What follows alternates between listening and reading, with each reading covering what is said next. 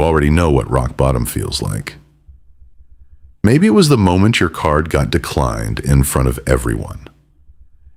Maybe it was the night you sat alone, doing the math on a piece of paper, and realized the numbers simply did not add up. Maybe it was when you looked at your bank account and saw a number so small, it felt like a joke. Except it was not a joke. It was your life. If that is where you are right now, or where you have been, I need you to hear something important before we go any further. You are not broken. You are not behind. You are not too far gone. You are exactly where tens of millions of Americans are standing right now. Quietly, alone, wondering if things can actually change. And this video is going to show you that they can. Not with theory, not with vague motivation, but with a real step-by-step plan, the kind nobody handed you growing up, for rebuilding your financial life from zero. Stay with me, because by the end of this video, something is going to shift. Let me paint a picture. You wake up every morning. You go to work. You come home. You pay the bills, the ones you can. You avoid checking the ones you cannot. You tell yourself you will figure it out later. Next month. When things calm down. When you get that raise. When life stops throwing things at you. But later never comes. Because the truth is, and this is the part most people never say out loud, financial stress is not just about money. It is about sleep. The kind you cannot get because your mind is running numbers at 2 a.m. It is about relationships. The tension that creeps into conversations when there is not enough. It is about your sense of self. That quiet voice in the back of your head that wonders if you are just not good with money. If maybe some people are just built for struggle. That voice is lying to you. Here is the hidden truth that the financial industry, the credit card companies, and frankly the entire consumer economy does not want you to understand. The system was not designed to help you build wealth.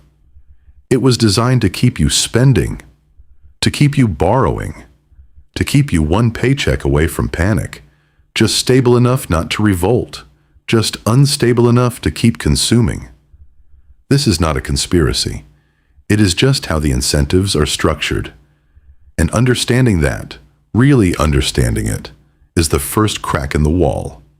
Because once you see the game for what it is, you can start playing a different one. So what is actually keeping you stuck? It is not your income. Not entirely. It is not your intelligence. Not at all. It is not bad luck, though that has played its part. The real enemy is a combination of 3 forces working against you simultaneously. Enemy 1, the invisible curriculum. Nobody taught you this. Think about it. 12 years of school, maybe 16, and not one class on how to manage a paycheck, understand a credit score, build an emergency fund, or read a contract. We were taught history, geometry, literature, all valuable. But we were sent into the most financially complex consumer economy in human history, completely unarmed. So the first thing I want you to release is the shame. You did not fail at money. Nobody gave you the tools. Enemy 2, the architecture of spending. Every single environment you move through has been engineered by some of the smartest minds on the planet to get you to spend money you do not have on things you do not need. The layout of a grocery store, the colors on a fast food menu, the infinite scroll of a social media feed, the buy now pay later button placed right before checkout, the one-click Amazon purchase, the credit card rewards that make spending feel like winning. These are not accidents, they are systems, and they are pointed directly at your impulse control, your emotions, and your sense of identity. You are not weak for falling into them. You are human, and they were built for humans. Enemy 3, the identity trap. Here is the most dangerous one. At some point, without even realizing it, you started to believe a story about yourself. That you are someone who struggles with money. That you are not the type of person who has savings. That wealth is for other people. People with better starts, better connections, better luck. That story, the one you repeat silently every time you check your balance, is the most powerful force keeping you exactly where you are. And it is a story, not a fact. And today, we are rewriting it. Before we get into the plan, I need you to do something uncomfortable. I need you to stop seeing yourself as someone recovering from financial failure. Because recovery implies you are going back to something, back to how things were. But we are not going back. We are going somewhere you have never been. And the person who finishes this video and follows through on this plan is not the same person who clicked play. That person, the one who does the work, is someone who understands money, who has a plan, who makes decisions based on where they are going, not where they have been. Researchers who study behavior change have found one consistent truth. People do not change when they get better information. They change when they see themselves differently. So right now, before step 1, before phase 1, before anything else, you are not someone who is bad with money. You are someone who was never taught and is now learning. That is not a small distinction. That is everything. Hold on to that, because the plan only works if the person following it believes they are capable of following it. And you are. Let me tell you about a man named James. James was 34 years old when he sat in a parking lot outside a payday loan store, doing math on his phone, trying to figure out how to make the numbers work for just one more week. He had a job, a decent one, but between rent, the car payment, the credit card minimums, the student loan, and the groceries, there was never anything left. He had tried budgets before. They lasted about 11 days. He had tried saving before. An emergency always showed up. He had tried telling himself things would get better. They did not. That night in the parking lot, James did not find a magic solution. He did not win money. He did not get a raise. He made a decision. Not to fix everything. Not to be rich. Just to stop the bleeding. Just to understand what was actually happening with his money. And just to take one step. That was 4 years ago. James now has a fully funded emergency fund, 0 credit card debt, a growing investment account, and for the first time in his adult life, he doesn't panic when he checks his phone. James is not exceptional. He is not a financial genius. He did not get lucky. He followed a plan. The same plan we are about to walk through together.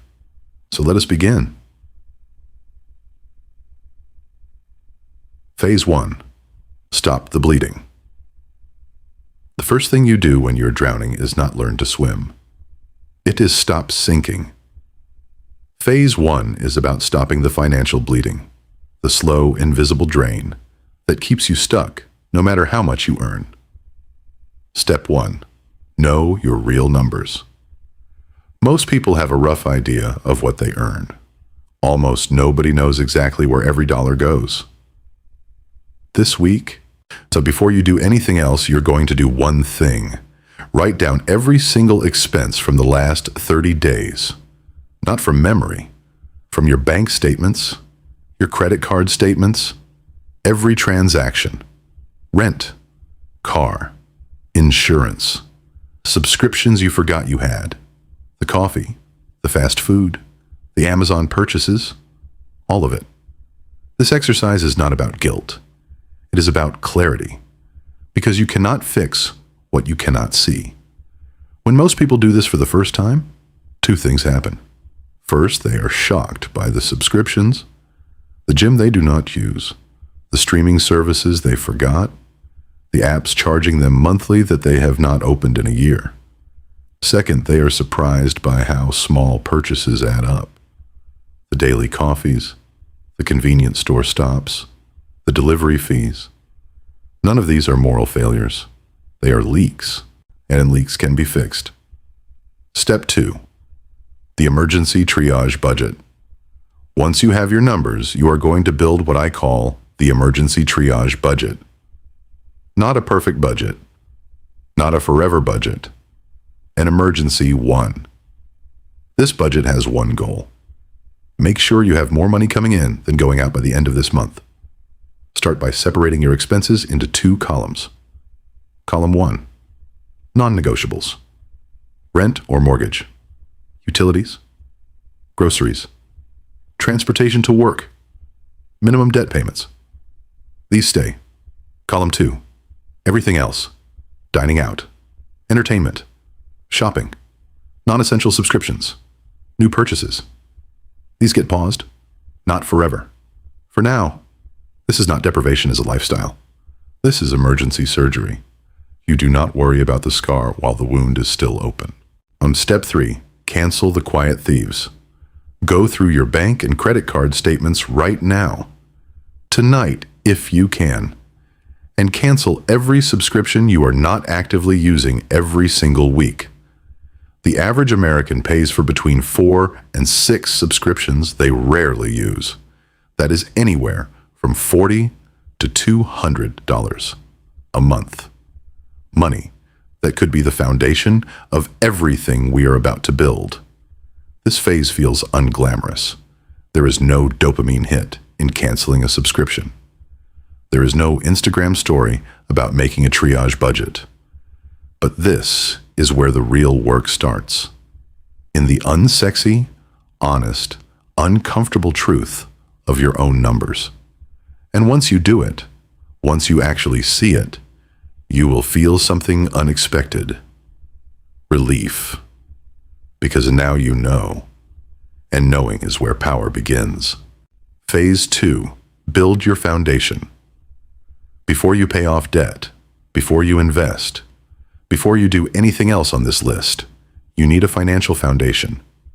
And that foundation has one name. The Starter Emergency Fund. $1,000. Sitting in a separate savings account. Not invested. Not touched.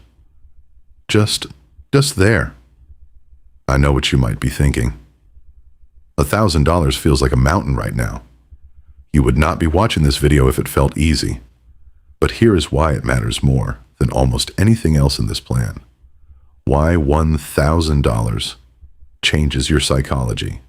Right now, every unexpected expense, a car repair, a medical bill, a broken appliance, hits you like a crisis. Because it is one. Because you have no buffer. That crisis-to-crisis cycle is not just stressful. It is financially destructive. Every time an emergency hits and you have no savings, you go deeper into debt. You put it on the card, you take out a loan, you borrow from family, and the hole gets deeper. $1,000 does not solve everything, but it changes the next emergency from a crisis into an inconvenience. That shift in psychology is worth more than the $1,000 itself. How to build it faster than you think. Here is how to get to that $1,000. First, sell something. Look around your home with fresh eyes. Clothes you have not worn in a year. Electronics gathering dust. Furniture you do not need. Books. Tools. Anything. A weekend of selling on Facebook Marketplace, OfferUp, or eBay can get you $200, $300, $400 you did not know you had. Second, do one thing. Pick up one extra income source for 30 days.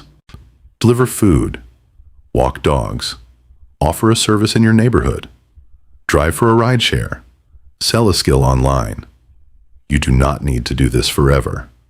Just for 30 days, with everything extra going directly to that starter fund. Third, cut to the bone temporarily. Remember the triage budget from phase 1. Every dollar you redirect from non-essentials goes to this fund until it is full. Most people, even starting from zero, can build a $1,000 emergency fund within 60 to 90 days when they treat it as the single priority. One focus, one goal, $1,000. Then you never touch it. It is your foundation, not your spending money. Phase 3, defeat the debt. Now we get to the part that feels the most impossible. The debt. Maybe it is credit cards. Maybe it is medical bills. Maybe it is personal loans or payday loans or a combination of all of it. Whatever it is, however much it is, I need you to hear this clearly. Debt is not a life sentence. It is a math problem. And math problems have solutions. There are 2 proven strategies for paying off debt. Both work. The right one for you depends on your psychology. Strategy 1, the debt snowball list.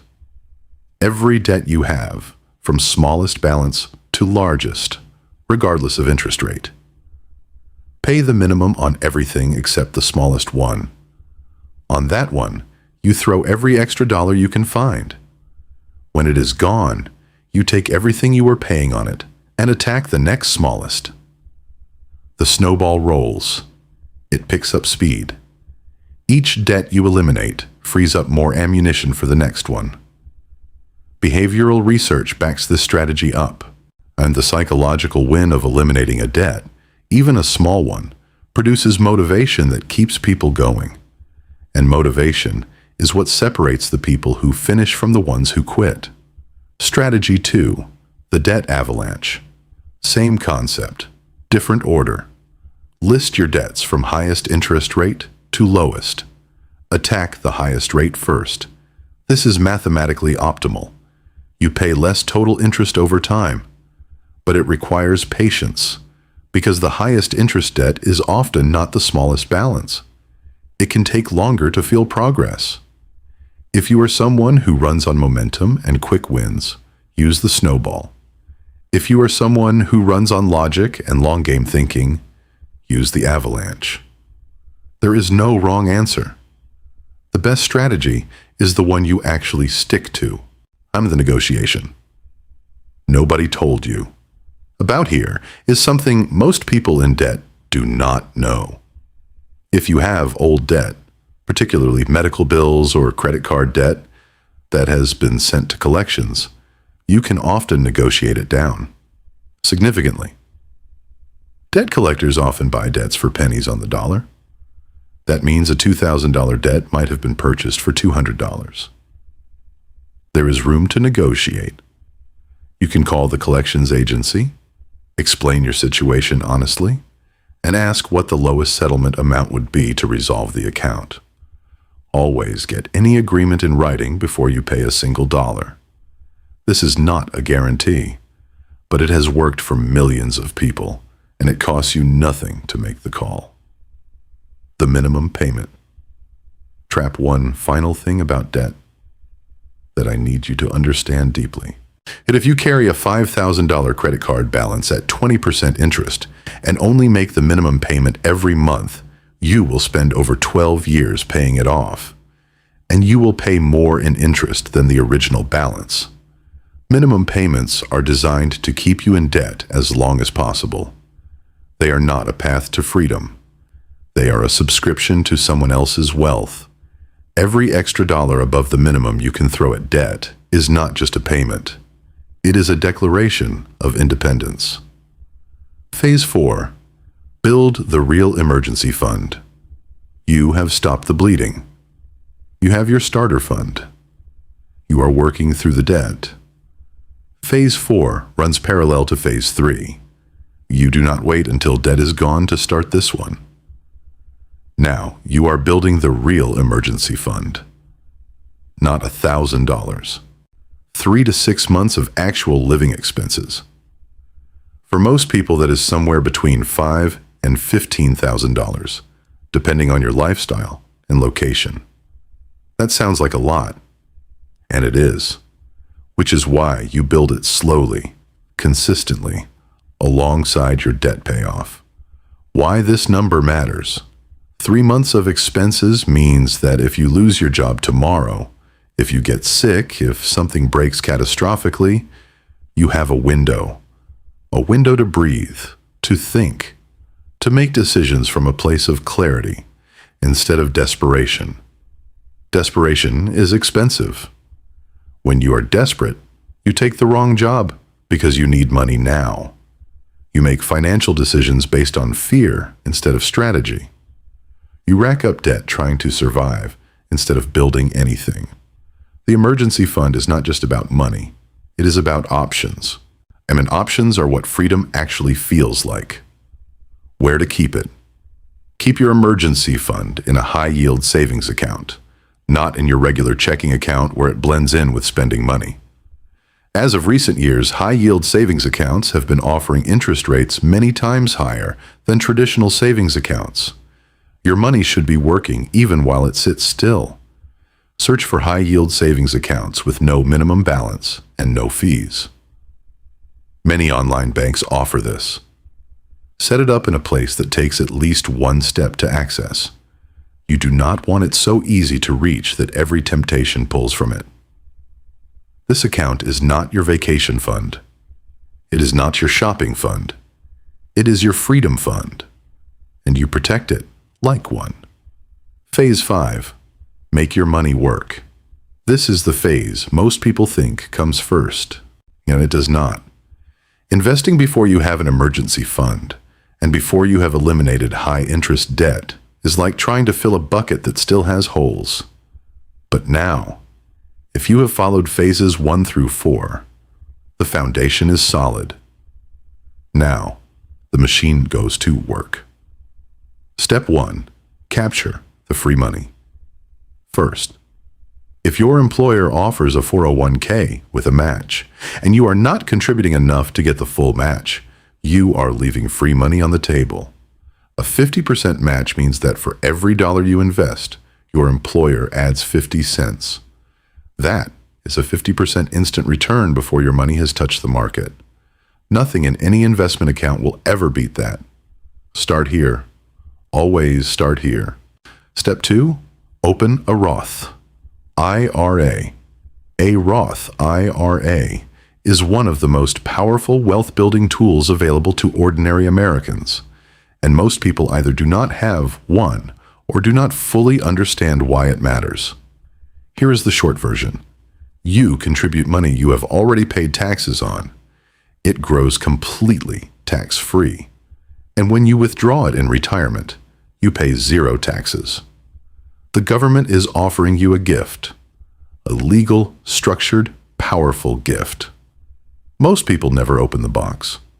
You can open a Roth IRA through any major low-cost brokerage, Fidelity, Vanguard, Charles Schwab. Most have no minimum to get started. Step 3. Keep it simple. Keep it automatic. You do not need to pick stocks. You do not need to watch the market. You do not need to understand every financial instrument available. And a simple 3-fund index portfolio, total U.S. market, international market, and bonds, spread across low-cost index funds, has outperformed most professional fund managers consistently over decades. Set up automatic contributions, even $50 a month, even $25. The amount matters less right now than the habit. Because here is what compound interest does to $50 a month, invested consistently over 30 years at an average 7% return. It becomes over $60,000 from $50 a month. The money you might spend on 2 dinners out.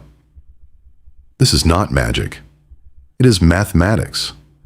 And mathematics is patient in a way humans struggle to be. Step 4. Increase your income. Stream investing is powerful, but investing $100 a month builds wealth slowly. Yet investing $500 a month builds it 5 times faster. Which is why Phase 5 is also the time to start thinking seriously about income. Not a side hustle for the sake of hustle culture. A deliberate, strategic investment in your earning power. What skill? certification, or experience would make you worth significantly more in the market? What problem could you solve for people in your community or online? What asset could you build? A service, a product, a platform that generates income beyond your primary job? You do not have to answer all of these today, but they need to live in the back of your mind as you build, because the fastest way to accelerate this plan is not to cut more. It is to earn more and then invest the difference. Here is what happens when you follow this plan. In the first 30 days, not much changes on paper, but something changes inside you. You have looked at your numbers. You have a budget. You have a plan. The anxiety doesn't disappear, but it changes shape. It becomes purposeful instead of paralyzing. By month 3, you have your starter emergency fund. Maybe you have canceled $50 in subscriptions. Maybe you have made an extra payment on a debt. The numbers are moving. Slowly. But they are moving in the right direction for the first time in a long time. By month 6, you feel something you have not felt in years. Something quiet and solid underneath the anxiety. Traction. By year 1, you have paid off 1 or 2 debts. Your emergency fund is growing. You have possibly made your first investment. The machine is running. By year 2, you are a different person than the one who started this. Not because your income doubled. Not because something lucky happened. Because you built something. Day by day. Decision by decision. Dollar by dollar. It does not matter how slowly you go, as long as you do not stop. The compound effect is real, and it is not just about money. The discipline you build managing money flows into every other area of your life. The confidence you develop when you know your numbers, when you're no longer afraid to look, changes how you walk into every room. This plan is not just a financial strategy. It is a character-building exercise, and character compounds too. Before I give you the ending you came here for, I need to give you a warning, because there is one trap, one common, predictable, almost universal mistake that ends more financial rebuilding plans than anything else: a lifestyle creep. Before the foundation is solid, here is how it happens. You start the plan. You get some traction. A debt is paid off. You have a little more breathing room. And then, slowly, almost invisibly, the spending starts creeping back. A nicer apartment when the lease is up. A newer car, because the old one needs a repair. A vacation because you deserve it. New clothes, because things are looking up. And before you know it, you are right back where you started. Maybe worse. Because now, you know what it felt like to make progress. And losing that is twice as painful. The rule that protects everything. Every time your income increases, a raise, a bonus, a new job, a side income, commit to keeping your lifestyle exactly the same for a minimum of 12 months. Every extra dollar goes to the plan, to the debt, to the fund, to the investments, not forever, but until the foundation is solid, until the debt is gone, until the emergency fund is full, until the investments are growing. The upgrade is coming. The vacation is coming. The nicer apartment is coming, but not before the foundation. Never before the foundation. The biggest difference between people who complete this plan and people who abandon it is not intelligence, income, or discipline. It is timing. They upgraded too soon. Do not be that person. You have come too far. Remember where we started. That image of you, alone, staring at a number that felt too small, in a room that felt too quiet, wondering if things could actually change. That person was not weak. That person was not stupid. That person was carrying something heavy without the tools to set it down. You have the tools now. Phase 1. Stop the bleeding. Know your numbers. Build the triage budget. Cancel the quiet thieves. Phase 2. Build the foundation. $1,000. Separate. Untouched. Phase 3. Defeat the debt. Snowball or avalanche. One debt at a time. Phase 4. Build the real emergency fund. 3 months of options. Phase 5. Make your money work. Capture the match. Open the Roth. Automate. Earn more. This is not a short journey. I will not lie to you about that. It will take months, probably years. There will be setbacks. There will be moments when the traction feels like it disappeared. But here is what I know about the person who is still watching at this point in the video. You are not someone who gives up. You are someone who is looking for a real path forward, and you just found one. Start tonight. Not tomorrow. Not Monday. Not when things calm down. Pull up your bank statement. Write down your numbers. Open a new savings account. Take one single step in the right direction. Because the path out of zero is not one giant leap. It is 1,000 small steps, taken one at a time, by someone who decided, once and for all, that their future was worth fighting for, and that someone is you. If something in this video hit you differently, if something shifted, then you are exactly who this channel was built for. On The Wealth Shift, we go deep every week on the real psychology of money, the strategies the financially free actually use, and the mindset shifts that quietly change the direction of a life. Hit the subscribe button. Turn on notifications. And I will see you in the next one.